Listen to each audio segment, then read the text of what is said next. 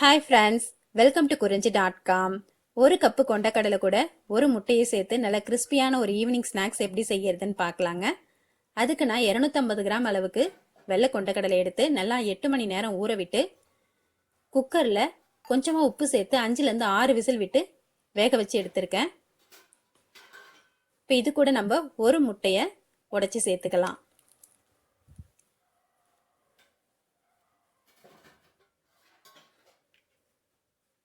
இதுக்கு நல்ல ஒரு கோட்டிங் கிடைக்கிறதுக்காக 2 டேபிள் ஸ்பூன் அளவுக்கு கடலை மாவு சேர்த்துருக்கேன்.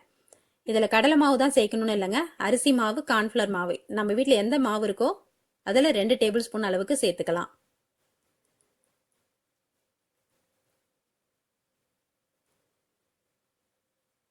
இதில் 1 ஸ்பூன் தனி மிளகாய் தூள் சேர்த்துருக்கேன், 1/2 ஸ்பூன் மிளகுத்தூள், 1/4 ஸ்பூன் மஞ்சள் தூள், 1/4 ஸ்பூன் பெருஞ்சீரகத்தூள் சேர்த்துருக்கேன். இது 3 போட்டதை நான் எடுக்காம விட்டுட்டேங்க, ஆனால் நீங்கள் இதை சேர்த்துக்கங்க.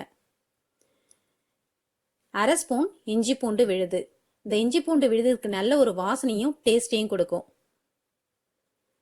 ஏற்கனவே நம்ம கொண்டக்கடலை உப்பு போட்டு வேக வச்சதுனால இப்போ இந்த மசாலாவுக்குலாம் தேவையான அளவுக்கு உப்பு சேர்த்துக்கிட்டா போதும். கொஞ்சமா கருவேப்பிலையை இதில் சேர்த்துடலாம். இதை நல்லா கலந்து விட்டுடலாம்.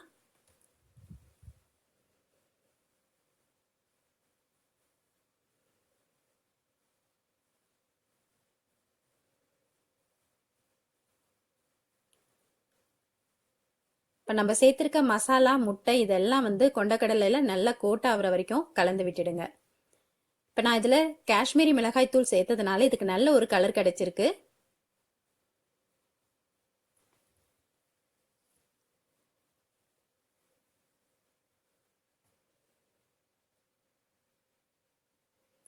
இப்போ இந்த அளவுக்கு நல்லா கலந்து விட்டுட்டு இதை பொரிச்சு எடுக்கிறதுக்கு எண்ணெயும் நல்லா சூடாக இருக்குது.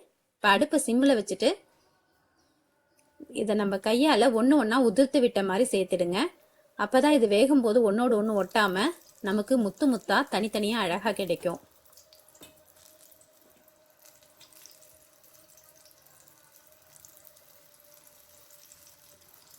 இப்போ நம்ம கொண்டக்கடலையே வெறுமனே ஊற வச்சு வேக வச்சு எண்ணெயில் பொரிச்சு தரதை விட இந்த மாதிரி ஒரு முட்டையை கலந்து இந்த மாதிரி மசாலாலாம் சேர்த்து பொரிக்கும் போது இதோட டேஸ்ட்டு கொஞ்சம் வித்தியாசமாக இருக்கும். இதை சின்ன குழந்தைங்கள்லேருந்து பெரியவங்க வரைக்கும் சாப்பிட்ற அளவுக்கு ரொம்ப கடுக்கு முடுக்குன்னு இல்லாமல் மிதமான மொறுமொறுப்போட சாப்பிடவும் புதுசாக ஒரு டேஸ்ட்டோடு இருக்கும். குழந்தைங்களும் இதை விருப்பப்பட்டு சாப்பிடுவாங்க. இப்போ இந்த மாதிரி எல்லாத்தையும் சேர்த்துட்டு இதை பொரிச்சு எடுக்கிறதுக்கு நீங்கள் ஹை ஃப்ளேமில் வைக்காதீங்க, மீடியம் ஃப்ளேமில் வச்சு பொரிச்சிடுங்க. அப்போ தான் கொண்டக்கடலை உள்ளேயும் நல்லா வெந்து மேலேயும் நல்லா மொறுமொறுப்பாக கிடைக்கும் நமக்கு. ஏற்கனவே வேக வச்ச கொண்டக்கடலையாக இருந்தாலும் நம்ம மீடியம் ஃப்ளேமில் வச்சு பொரிச்சு எடுக்கும்போது தான் இந்த ஸ்நாக்ஸ் நமக்கு நல்ல கிறிஸ்பியாக இருக்கும்.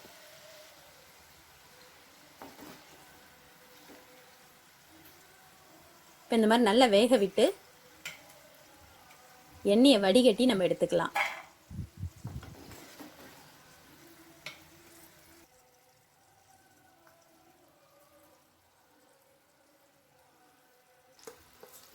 இதே மாதிரியே மீதம் இருக்கும் கொண்டக்கடலையும் நம்ம பொரிச்சு எடுத்துடலாம்.